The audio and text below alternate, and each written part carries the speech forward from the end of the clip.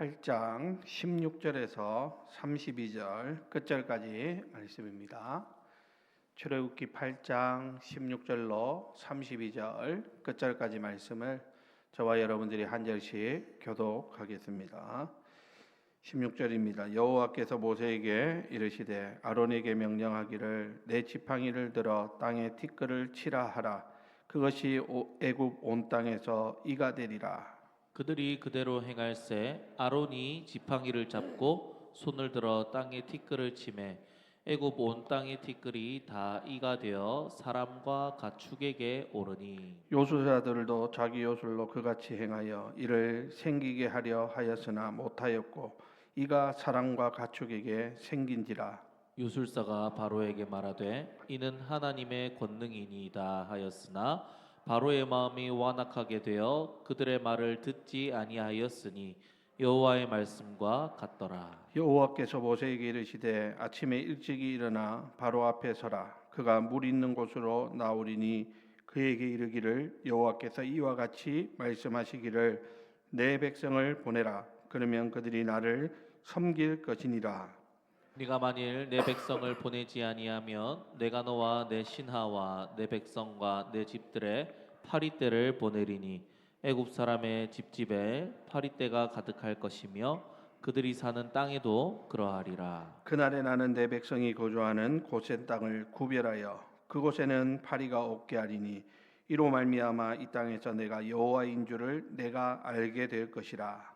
내가 내 백성과 내 백성 사이를 구별하리니 내일 이 표징이 있으리라 하셨다 하라 하시고 여호와께서 그와 같이 하시니 무수한 파리가 바로의 궁과 그의 신하의 집과 애굽 온 땅에 이르니 파리로 말미암아 그 땅이 황폐하였더라. 바로가 모세와 아론을 불러 이르되 너희는 가서 이 땅에서 너희 하나님께 제사를 드리라. 모세가 이르되 그리함은 부당하니이다. 우리가 우리 하나님 여호와께 제사를 드리는 것은 애굽 사람이 싫어하는 바인즉 우리가 만일 애굽 사람의 목전에서 제사를 드리면 그들이 그것을 미워하여 우리를 돌로 치지 아니하리이까. 우리가 사흘 길쯤 광야로 들어가서 우리 하나님 여호와께 제사를 드리되 우리에게 명령하시는 대로 하려 하나이다. 바로가 이르되 내가 너희를 보내리니 너희가 너희의 하나님 여호와께 광야에서 제사를 드릴 것이나 너무 멀리 가지는 말라. 그런즉 너희는 나를 위하여 간구하라. 모세가 이르되 내가 왕을 떠나가서 여호와께 간구하리니 내일이면 파리떼가 바로와 바로의 신하와 바로의 백성을 떠나려니와 바로는 이 백성을 보내어 여호와께 제사를 드리는 일에 다시 거짓을 행하지 마소서 하고 모세가 바로를 떠나 나와서 여호와께 간구하니 여호와께서 모세의 말대로 하시니 그 파리떼가 바로와 그의 신하와 그의 백성에게서 떠나니 하나도 남지 아니하였더라. 함께 했습니다. 그러나 바로가 이때에도 그의 마음을 완강하게 하여 그 백성을 보내지 아니하였더라. 아멘. 자, 오늘 말씀은 내 백성과 내 백성 사이를 구별하리니라는 제목으로 잠시 말씀을 나누겠습니다. 오늘 말씀은 모세를 통해서 지금 애굽 땅에 하나님의 10가지 재앙이 펼쳐지고 있는 가운데 세 번째 재앙인 이 재앙 그리고 네 번째 재앙인 파리 재앙이 나타나고 있는 그 상황을 우리가 보게 됩니다. 자, 우리가 이렇게 출애굽기를 통해 가지고 하나님의 놀라운 능력을 우리가 10가지 재앙을 통해서 보게 되는데 우리가 이 10가지 재앙을 보면서 흔히 저지르기 쉬운 실수 가운데 하나는 뭐냐면 이것을 단순히 하나님이 애굽의 신들을 이기신 놀라운 그냥 기적 이야기 정도로만 치부해버리는 그런 실수를 할 때가 있다라는 것이죠. 여러분 지금 이 10가지 재앙이 이렇게 하나씩 펼쳐지는 이 모든 것은 단순히 하나님께서 하나님의 기적을 보여주는 쇼를 하고 있는 것이 결코 아니라고 하는 사실입니다. 이것은 지금 무엇입니까? 하나님께서 애굽 사람들이 신처럼 떠받들고 있는 그 당시에 그들이 신으로 여기는 그러한 것들을 하나씩 무너뜨리는 영적 전쟁을 벌이고 있는 그러한 과정이다 라고 하는 사실을 우리는 보아야 되고, 뿐만 아니라 이 과정을 통해서 이 영적 전쟁을 통해 가지고 하나님께서 당신의 백성들을 어떻게 구원하시는지, 그 구원의 그 놀라운 역사를 우리가 살펴보는 것이 이 출애굽기를, 특별히 이 10가지 재앙을 우리가 대하는 중요한 태도라고 할 수 있는 것이죠. 자, 여러분, 오늘 본문은 이제 하나님께서 세 번째, 네 번째 재앙을 베푸시는데, 그 가운데 하나님께서 이제는 당신의 백성들과 바로의 백성들을 구별하는 그러한 모습들이 나타나기 시작합니다. 자, 지금까지는 하나님께서 이스라엘 백성이나 애굽 사람들이나 똑같이 하나님의 그 재앙 가운데 있게 하셨는데, 이제는 하나님께서 이것을 구별하는 그러한 것을 통해 가지고 이제 바로가 더 다급해지는 그러한 모습을 볼 수 있게 된다라고 하는 것이죠. 자, 그러면 오늘 이 세 번째, 네 번째 재앙을 우리가 잠깐 살펴보면서 우리가 이 세상 속에서 어떤 존재로 살아가야 하는지에 대해서 잠시 생각해 보고자 합니다. 자, 먼저 세 번째 재앙인 이 재앙. 여러분, 이 재앙은 앞선 피 재앙이나 개구리 재앙과 달리 바로에게 아무런 사전 경고 없이 즉각적으로 임하고 있습니다. 하나님은 모세에게 말씀하시기를 네 지팡이를 들여서 땅에 티끌을 치라, 이렇게 하나님이 명령하시고, 그 말씀에 모세가 순종했더니 애굽 온 땅에 티끌들이 다 이가 되어서 사람과 가축을 괴롭히기 시작하더라라는 이야기입니다. 자, 여러분, 여기서 우리가 주목해야 할 것은 뭐냐면 땅의 티끌이라고 하는 말입니다. 여러분, 창세기 2장에 보면 하나님은 땅의 티끌을 가지고 사람을 빚으시고 생기를 불어넣어서 생명이 되게 하시는 창조의 역사를 이루셨죠. 즉, 그러니까 이 티끌은 하나님의 창조의 재료였다라고 하는 것입니다. 그런데 이제 그 티끌이 인간을 공격하는 재앙의 도구가 되어 있더라는 것입니다. 여러분, 이것은 무엇을 의미할까요? 창조주 하나님을 거역하고 스스로 왕이 되려는 그런 티끌 같은 우리 티끌로 만들어진 인간에게는 하나님이 만드신 가장 미미하고 일상적인 그 티끌조차도 감당할 수 없는 심판의 도구가 될 수 있다라고 하는 사실을 우리에게 말씀해 주고 있는 것입니다. 그러니까 여러분, 하나님 손에 들려지는 모든 것은요, 창조의 도구이면서 또 뿐만 아니라 하나님은 그것을 통해 가지고 하나님을 대적하는 악의 세력에 대해서 하나님께서는 심판도 내리시더라라고 하는 겁니다. 그러니까 우리가 하나님의 말씀대로 살지 않으면 하나님의 저주의 대상이 될 수 있음을 우리는 여기에서 깨달을 수 있다라는 말입니다. 자, 그런데 여러분, 여기서 보면 아주 놀라운 애굽의 요술사들의 반응이 나오고 있죠. 자, 그들은 지금 앞선 재앙에서는 어떻게 했습니까? 어떻게 했든지 자기들의 기술을, 자기들의 실력을 뽐내려고 막 흉내를 냈던 사람들입니다. 그런데 지금 이 세 번째 재앙에 와가지고 티끌이 생명이 되어서 이가 되어서 사람들을 공격하는 이런 일에 있어서는 아무것도 할 수 없더라는 것이죠. 그래서 그들이 바로에게 고백하기를 뭐라고 고백합니까? 19절에 보니까 이렇게 고백합니다. 이는 하나님의 권능이니이다 라고 말합니다. 요술사들이 보니까 이거는 자기들이 할 수 있는 영역이 아니라는 것이죠. 지금 이 재앙은 이것은 하나님의 능력으로부터 시작되어진 것이다 라고 하는 것을 요술사들이 깨달았다라는 말입니다.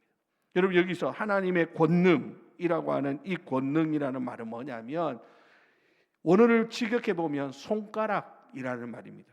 그러니까 그들의 말이 뭡니까? 이는 하나님의 권능입니다 라는 말은 이는 하나님의 손가락입니다 라는 고백이라고 할 수 있습니다. 거대한 우주 만물을 만드신 하나님께서 그분의 전능하신 팔을 다 휘두를 필요도 없이 그저 손가락 하나 까딱만 하셔도 애굽의 모든 종교와 철학과 권력과 그들이 믿고 있는 모든 신들이 먼지처럼 사라질 수밖에 없다라고 하는 마치 항복 선언과 같은 고백인 것이죠. 사랑하는 우리 성도 여러분, 세상 사람들은요 자기들의 지혜와 힘을 뽐냅니다. 그래서 자신의 힘을 자랑하면서 이것을 우리 스스로 통제할 수 있다, 그렇게 사람들은 믿고 있습니다. 그렇지만 여러분, 하나님이 그분의 손가락을 움직이시는 순간 그 모든 교만은 깨어질 수밖에 없다라고 하는 사실을 우리는 알아야 하는 것이죠. 우리의 삶에서도 마찬가지입니다. 우리는 살아가다 보면 내 힘으로 해결할 수 없는 큰 고난을 만날 때가 있습니다. 인생의 고난이 우리의 삶을 덮쳐올 때 우리는 그것을 바라보면서 왜 하필이면 나에게 이런 일이 생기느냐 이러면서 원망도 하고, 또 심지어는 아이고 내가 재수가 없다 이런 말을 하지만, 그러나 사실은 그게 재수가 없는 것이 아니라 뭡니까? 이것은 하나님의 손가락이 지금 나를 하나님께로 돌아오라고 하나님께서 나를 부르시고 계신다라고 하는 것을 인정할 때 우리는 하나님을 찾게 되어지고 하나님 앞에 엎드리게 되고, 하나님께서 그런 우리를 만나주시는 그런 놀라운 역사가 일어나게 되는 것이죠. 뿐만 아니라 여러분, 우리의 인생의 수많은 환난의 그 순간들마다 우리가 이것을 기억해야 되는 것이죠. 뭡니까?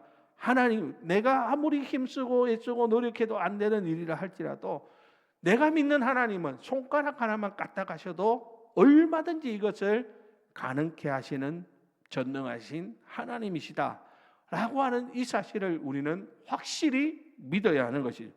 그게 바로 우리의 믿음이라고 하는 것입니다. 사랑하는 우리 성도 여러분, 우리는 하나님을 어떻게 믿고 있습니까? 내 삶에 내 힘으로 해결할 수 없는 큰 문제 앞에서 하나님도 좀 애써 주십시오. 하나님도 좀 노력해 주십시오.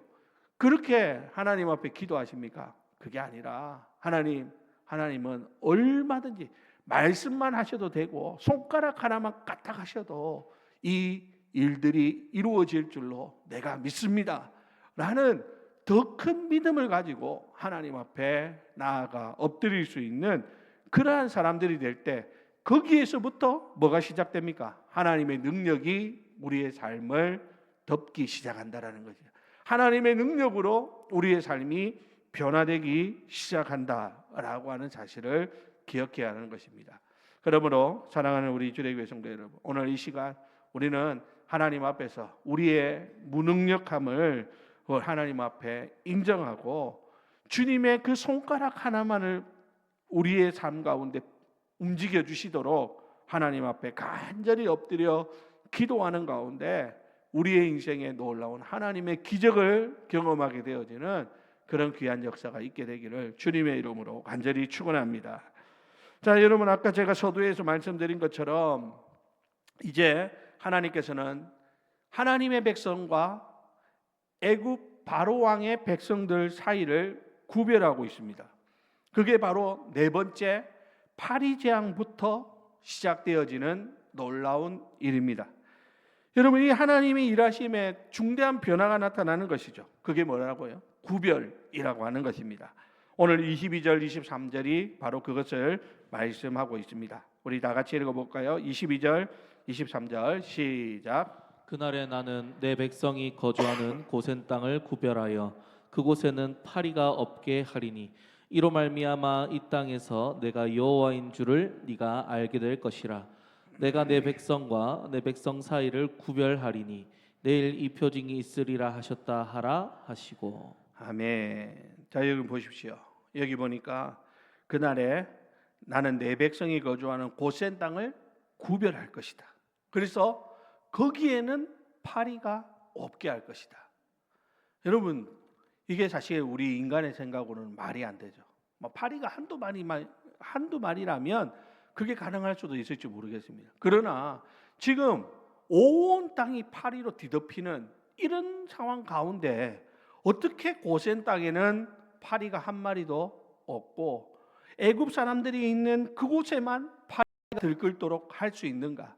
여러분, 그것이 바로 뭡니까? 하나님의 전능하심이라는 것이죠. 하나님께서는 하나님의 백성과 하나님을 대적하는 백성 사이를 구별하십니다. 여러분, 앞에서 제가 말씀드린 것처럼 피재앙, 개구리 재앙, 이 재앙에서는 이스라엘 백성들도 애굽 사람들과 함께 어느 정도 고통을 겪었을 것이라고 생각됩니다. 그런데 이제 네 번째 파리 재앙부터는 다르다는 것이죠. 하나님께서 명확하게 선을 긋는 것이죠. 온 애굽의 땅은 파리때로 인해서 황폐해지지만 하나님의 백성이 있는 고센 땅은 그렇지 않다라는 거예요. 하나님께서 지켜주시고 하나님께서 보호해 주시니까 고센 땅은 어떻게 하더라는 겁니까? 평온하더라라고 하는 것을 오늘 성경에서 말씀하고 있습니다. 그런데 여러분, 여기서 구별한다라는 이 말은요, 원어적인 의미를 보면 구속한다, 대속한다라는 의미를 담고 있는 단어입니다. 즉 하나님께서 자기 백성을 구별하신다라는 겁니다. 구속하시고 구원하시고 대속하시는 그런 놀라운 은혜를 베풀어 주신다라고 하는 거예요. 그 은혜로 말미암아 우리가 오늘 구원을 받은 것이죠. 그 은혜로 말미암아 우리가 하나님의 선택을 받은 거예요. 그 은혜로 말미암아 우리는 하나님의 자녀가 되는 권세를 누리고 있는 줄로 믿습니다.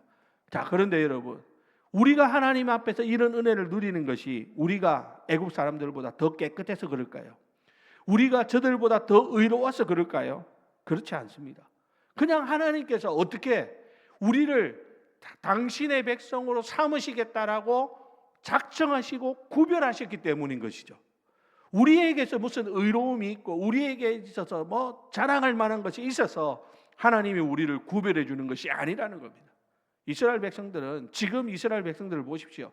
그들은요, 조금만 있으면 하나님을 원망하고 불평하고 다시 돌아가자고 하고 막 그러는 사람들입니다. 그들은 조금만 어려움이 와도 하나님 앞에서 대적하는 그러한 사람들입니다. 그럼에도 불구하고 하나님은 이스라엘 백성들을 내 백성이라고 칭하면서 구별해 주시더라는 겁니다. 이 구별의 은혜가 바로 하나님의 구원의 은혜라고 하는 사실입니다.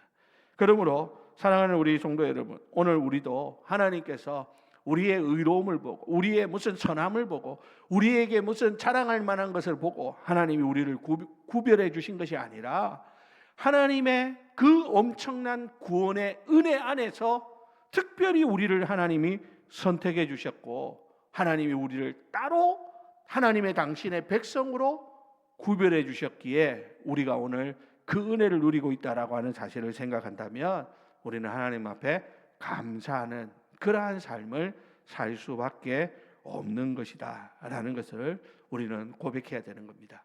뿐만 아니라 여러분, 지금 하나님께서 구별하신다라고 하는 이 말은 무슨 의미가 있습니까? 이것은 하나님이 저 멀리 먼 곳에 계신 분이 아니라 우리의 삶 가운데 한복판에 함께 하신다라는 의미를 담고 있다라는 것이죠. 하나님께서 지금 이스라엘 백성들이 재앙을 당하는 그 현장을 저 멀리서 하나님이 구경만 하시는 분이 아니라 그 재앙이 쏟아지는 그 현장 한복판에 하나님 찾아오셔서 당신의 백성들을 구별해내시고 지키시고 보호하시는 그 놀라운 은혜를 더하여 주고 있는 것을 우리는 알아야 한다는 것이죠. 그러므로 여러분, 우리는 우리의 삶 가운데 때로는 우리도 애굽 사람들과 똑같이 환난을 당할 수가 있어요. 하지만 우리가 잊어서는 안 되는 것은 뭡니까? 그 속에 하나님이 우리를 향한 구별된 은혜를 베풀어 주신다라고 하는 이 사실을 잊어서는 안 되는 것이죠. 세상 모든 사람들이 두려움에 떨 때 우리는 하나님이 우리를 구별해 주심으로 하나님의 그 품 안에 있는 그것으로 말미암아 평안을 누리고 절망 가운데서도 소망을 노래할 수 있는 그것이 바로 고센 땅에 있는 하나님의 백성들의 마땅한 모습이라고 하는 사실입니다. 우리는 하나님의 백성이라고 하는 자부심을 가지고 살아야겠습니다. 하나님의 자녀라고 하는 이것을 우리의 자랑으로 삼고 세상 가운데서도 하나님의 백성답게 구별된 삶을 살아내는 것, 이제 그것이 우리에게 주어진 숙제가 아닌가 하는 생각을 해보게 되는 것이죠. 사랑하는 우리 주례교회 성도 여러분, 우리는 하나님 앞에 특별한 구별을 받은 사람들, 그러한 자부심을 가지고 세상 가운데서 세상 사람들과 똑같이 살아가는 그런 어리석은 자들이 아니라 어떻게 해요? 구별된 자로 하나님 앞에 영광 올려드리며 살아가는 우리 모두가 다 되시기를 주님의 이름으로 축원합니다. 자, 이제 여러분, 이제 재앙이 극에 달하니까 바로가 드디어 모세를 불러서 협상 카드를 제시합니다. 그런데 여러분, 이 바로가 지금 협상을 제안하는 이 장면을 보면 사탄이 우리를 유혹하는 그러한 모습과 너무나 닮아 있는 것을 알게 됩니다. 자, 여러분, 오늘 25절을 볼까요? 우리 다 같이 읽어보겠습니다. 25절입니다. 시작. 바로가 모세와 아론을 불러 이르되 너희는 가서 이 땅에서 너희 하나님께 제사를 드리라. 아멘. 자, 여기 보니까 바로가 뭐라고 말합니까? 이 땅에서 너희 하나님께 제사를 드리라. 여러분, 이 말은 무슨 말입니까? 바로가 지금 모세를 불러다가 이스라엘 백성들에게 그래, 너희들 예배 드려라. 굳이 예배 드려라. 제사 드려라. 그런데 굳이 멀리 갈 필요가 있느냐? 그냥 여기 애굽 안에서 제사 드리고 예배 드리면 되지 않느냐라고 하는 것을 이야기하고 있다라는 겁니다. 여러분, 이것은 세상 사람들도 똑같죠. 그래, 너희들 예수 믿는 거 너희 자유니까 그리스도인으로 살아라. 그러나 어떻게 해요? 세상의 가치관과 문화는 그대로 유지하면서 세상 사람들과 똑같이 살고 그냥 주일날만 교회 가고 주일날만 종교활동하면 그것으로 만족하는 것 아니냐라고 하는 달콤한 속삭임이라고 하는 것입니다. 여러분, 오늘 새벽에도 우리가 살펴봤지만 여러분, 롯이 그 소돔성에서 소돔이 멸망할 때 하나님께서 아브라함을 생각하사 롯을 하나님이 구원해 주시죠. 구원해 주는 그 과정 속에서 어떻게 됩니까? 롯의 처가 소돔을 바라보다가 뒤를 돌아보다가 소금 기둥이 되어져 버립니다. 겨우겨우 살아서 나온 가족이 누구냐면 롯과 그 두 딸들이 전부였습니다. 그런데 이 두 딸들이 보니까 그러면 우리는 대를 어떻게 읽느냐, 이렇게 해가지고 아버지에게 술을 먹이고는 하루씩 아버지와 동침을 해가지고 자녀를 낳는 그러한 정말 입에 담기도 혐오스러운 그러한 행동들을 그들이 자행을 하는 거예요. 그런데 여러분, 성경에 보면 뭐라고 말하는 줄 압니까? 그들이 세상의 방식과 같이 그렇게 행하였다라고 표현하고 있더라는 거예요.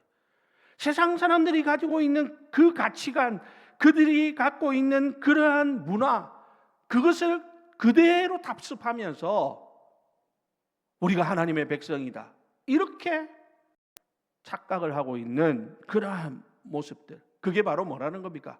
사탄 마귀가 우리를 유혹하는 방법이라고 하는 사실입니다. 여러분, 사탄은요, 우리에게 예수 믿지 못하도록, 절대 교회 가지 못하도록 그렇게 하지 않습니다. 그래, 교회 가라 교회 가고, 그런데 주일날만 가라. 그리고 굳이 뭐 교회 갈 필요 있냐? 예배 드리는 거 요즘 얼마나 좋은 세상인데 TV만 딱 켜면, 인터넷만 딱 틀면 얼마든지 훌륭한 설교, 훌륭한 목사님들 좋은 교회 예배에 참여할 수 있는데 굳이 추운 날 교회까지 갈 필요 있냐? 멀리 가지 말고 그냥 네 집에서 편안하게 예배 드려라. 그리고 그게 뭐예요? 하나님 주시는 은혜가 아니라 뭐예요? 마귀의 달콤한 유혹이라는 걸 알아야 돼요. 마귀가 우리에게 그렇게 미혹하는 거예요. 자, 그런데 여러분, 여기에 대해서 모세는 어떻게 합니까? 아주 단호하죠. 오늘 본문에 26절에 보니까 뭐라고 말합니까? 26절 다 같이 읽습니다. 시작. 모세가 이르되 그리함은 부당하나이다. 우리가 우리 하나님 여호와께 제사를 드리는 것은 애굽 사람이 싫어하는 바인즉 우리가 만일 애굽 사람의 목전에서 제사를 드리면 그들이 그것을 미워하여 우리를 돌로 치지 아니하리이까. 27절에 보니까 우리가 사흘길쯤 광야로 들어가서 우리 하나님 여호와께 제사를 드리겠습니다, 이렇게 이야기를 하고 있는 것을 봅니다. 여러분, 모세의 훌륭한 점이 바로 이겁니다. 타협하지 않는 거예요. 하나님 앞에서 우리가 지켜야 될 그리스도인의 본분에 대해서 모세는 타협하지 않고 아주 단호하다라는 것이죠. 여러분, 우리가 이것을 본받아야 됩니다. 뿐만 아니라 여러분, 그러자 이제 바로가 어떻게 합니까? 또 다른 협상 제안을 합니다. 28절에 보니까 이렇게 말하죠. 바로가 이르되 내가 너희를 보내리니 그래 가야 돼. 그럼 가라. 이러면서 너희가 너희 하나님 여호와께 광야에서 제사를 드릴 것이나, 그 다음에 뭐라고요? 너무 멀리 가지는 말라. 이렇게 말합니다. 첫 번째 제안을 거절당하니까 바로는 조금 양보하는 척하면서 보내주기는 하겠는데 너무 멀리는 가지 마라 라는 겁니다. 여러분, 이것도 역시 앞에 거하고 비슷한 겁니다. 적당히 해라 라고 하는 겁니다. 너무 멀리까지 가지 말고 적당히 가서 제사 지내고 다시 돌아오라 라고 하는 것이죠. 여러분, 세상 사람들이 그렇게 말하죠. 우리에게 그래, 예수 믿는 거 좋다. 그런데 정도껏 해라. 정도껏. 너무 교회에 미치지 마라. 예수에 미치지 마라. 그냥 너무 교회에 깊이 발을 담그면 나중에 후회한다. 나중에 시험 든다. 뭐 이런저런 이야기를 가지고 우리를 하나님 앞에 헌신하지 못하도록 자꾸 미혹합니다. 여러분, 그게 뭡니까? 사탄 마귀의 계략이라고 하는 사실입니다. 사탄은요, 우리가 하나님께 온전히 헌신하는 것을 싫어합니다. 우리가 하나님만 바라보고 하나님께 온전히 우리의 모든 것을 거는 것을 가장 두려워합니다. 그래서 우리로 하여금 어떻게 합니까? 적당하게 양다리 걸치고 한 발은 세상에, 한 발은 교회에. 그래서 이랬다 저랬다 왔다 갔다 하면서 적당하게 예수 믿는 것.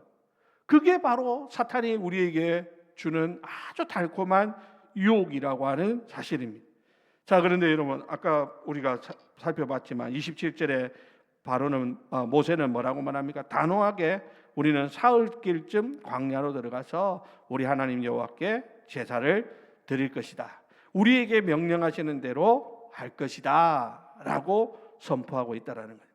그러니까 모세의 기준은 뭡니까? 모든 일의 기준은 바로의 허락이 아닙니다. 모세에게 있어서 가장 중요한 것은 뭡니까? 하나님의 명령입니다. 하나님의 말씀입니다. 하나님의 뜻입니다. 그러니까 모세는 다른 애굽의 바로 왕이 어떻게 때로는 위협도 하고 회유도 하고 여러 가지로 모세를 힘들게 하지만, 그러나 모세의 마음은 항상 한결같았다라는 것이죠. 늘 그의 삶을 움직이는 것은 뭐예요? 하나님의 말씀이더라는 것입니다. 여러분, 이게 바로 우리가 본받아야 될 가장 중요한 신앙의 모습이라고 하는 것입니다. 여러분, 우리는 세상 사람들이 다 그렇게 한다고 우리가 똑같이 따라가면 안 되는 것이죠. 세상 사람들 다 그렇게 산다고 우리도 똑같이 그렇게 살아서는 안 되는 거라는 거예요. 우리는 세상 사람들 보고 살아가는 사람들이 아니라 하나님 말씀 보고 살아가는 사람들, 하나님 말씀 따라 사는 사람이 바로 참된 그리스도인이라고 하는 사실입니다. 그러려면요, 어떻게 해야 됩니까? 우리의 삶의 모든 주권을 하나님 손에 넘겨드려야 됩니다. 하나님께 모든 것을 다 넘겨드리고 우리는 적당히 타협하는 순종이 아니라 온전히 순종하는, 절대 순종하는 그런 믿음의 삶을 살아가야 하는 것이다 라는 것입니다. 사랑하는 우리 성도 여러분, 오늘 우리 자신을 한번 돌아보면서 우리의 신앙은 어떠한지 한번 돌아볼 수 있기를 바랍니다. 혹시 신앙생활이 오래 하다 보니까 나도 모르는 사이에 적당이라고 하는 신앙의 회색지대가 내 안에 자리 잡고 있지는 않습니까? 이 땅에서 제사해라, 너무 멀리 가지 말라. 그게 사실은 뭡니까? 내가 스스로 판단하고 결정하고 한 것이 아니라 거기에는 보이지 않는 뭐가 있는 거예요? 사탄의 교묘한 속삭임이 있음을 알아야 합니다. 여러분, 우리는 하나님 앞에서 하나님을 나의 주 나의 하나님으로 고백하는 그리스도인들입니다. 나의 주 나의 하나님이라고 하는 것은 하나님이 우리의 인생의 주인 되신다라는 믿음의 고백이죠. 그러면 우리는 적당히 갈 수 없는 거예요. 온전히 주님을 따르고 온전히 주님께 충성하는 그러한 삶을 살아야 할 것입니다. 아무쪼록 여러분들 오늘 이 저녁에 다시 한번 우리 신앙을 돌아보면서 혹시라도 행여나 오랜 신앙 가운데 나도 모르게 만들어져 있는 적당히라고 하는 회색지대가 있다면 다 걷어치우고 온전히 하나님을 따르는 그런 믿음으로 새롭게 되기를 주님의 이름으로 축원합니다. 자, 이제 말씀을 마치겠습니다. 여러분, 옛날에 그런 이야기가 있죠. 한 부자가 자기 집에 자기 텐트를 쳐놓고 거기에는 아무것도 들이지 않겠다라고 단협을 했는데 어느 추운 겨울 밤에 그가 아끼던 낙타 한 마리가 다가와 가지고 애원을 하는 겁니다. 너무 추우니까 내가 콧구멍이라도 이 텐트 안에 밀어넣고 숨이라도 좀 따뜻한 이 공기를 마시면서 이 밤을 지냈으면 좋겠습니다 라고 하는 거예요. 그러니까 듣고 보니까 주인이 보니까 그래 뭐 콧구멍 하나 넣는 거 그거 뭐 어렵겠나, 그래 해라 이랬더니만 잘라고 하고 있는데 이 낙타가 한마디 더 하는 거예요. 콧구멍을 넣으니까 발이 너무 시려가지고 안 되겠다. 발만 조금만 더 넣으면 안 되겠다. 앞발만 2발 내가 넣고 그렇게 하고 잠을 자겠다고. 그러니까 그래 그럼 앞발만 넣고 자라. 그랬더니 그래가지고 밤에 자고 일어났더니 어떻게 됐을까요? 낙타가 텐트 안에 있고 주인은 밖으로 튕겨나가고 없더라는 것이. 여러분, 그게 무슨 말입니까? 사탄 마귀가 우리에게 처음부터 텐트를 요구하지 않습니다. 처음부터 우리의 안방을 내놓으라고 말하지 않는다는 거예요. 사탄 마귀는 우리에게 뭘 원합니까? 처음에는 콧구멍만 집어넣고 나중에는 앞발만 집어넣고 그러면서 슬금슬금 우리의 삶에 들어와 가지고 나중에는 주객이 전도되어지는 이런 결과를 만들어낸다라고 하는 사실입니다. 사랑하는 우리 성도 여러분, 우리 오늘 우리 안에 슬금슬금 들어와 있는 사탄 마귀의 계략이 뭐가 있는지 한번 잘 살펴보십시오. 내 신앙 안에 어느 정도 이거는 단호하지만 이런 부분에 있어서는 적당히 하려고 하는 그러한 부분들, 여러분 물론 편할 수 있습니다. 물론 그게 지금 나에게 유익할 수 있습니다. 하지만 여러분 그것은 결코 우리에게 유익한 것이 아닙니다. 언젠가는 나도 모르는 사이에 사탄 마귀가 우리를 완전히 올가매는 그런 올가미로 우리에게 다가오게 될 것입니다. 아무쪼록 오늘 이 시간 우리는 하나님 앞에서 하나님께서 우리를 구별하여 너는 내 것이라, 너는 내 백성이라, 내가 다른 저들과는 다르도록 다르게 너를 대우하겠다라고 말씀하시는데 우리는 적당하게 한 발은 하나님 편에 한 발은 세상에 두고 왔다 갔다 하는 그러한 신앙이 아니라 우리도 오직 하나님만 바라보고 오직 주님만 의지하며 살겠습니다 결심하고 다짐하는 그러한 우리 모두가 다 되실 수 있기를 주님의 이름으로 간절히 축원드립니다. 기도하겠습니다. 하나님 아버지 감사합니다. 티끌 하나로도 온 세상을 흔드시는 하나님의 권능 앞에 겸손히 엎드리게 하여 주옵소서. 세상의 거센 풍랑 속에서도 우리를 하나님의 백성으로 구별하여 지키시고 우리를 위해 친히 대속의 은혜를 베풀어 주신 그 하나님께 감사하며 적당히 주님을 따르고 적당히 주님을 섬기는 것이 아니라 온전히 주님께 우리의 모든 것을 드리고 우리의 주인으로 주님을 모시고 주의 말씀에 온전히 순종하며 나아가는 하나님의 거룩한 사람들이 다 되게 하여 주옵소서. 오늘 이 시간 주님만 바라봅니다. 오늘 이 시간 주님만 의지하기를 원합니다. 우리가 오직 주님만 찾고 부르고 기도할 때 하늘의 은혜를 허락하여 주시고 하늘의 문을 열어 축복하여 주옵소서. 감사하며 예수님의 이름으로 기도합니다. 아멘.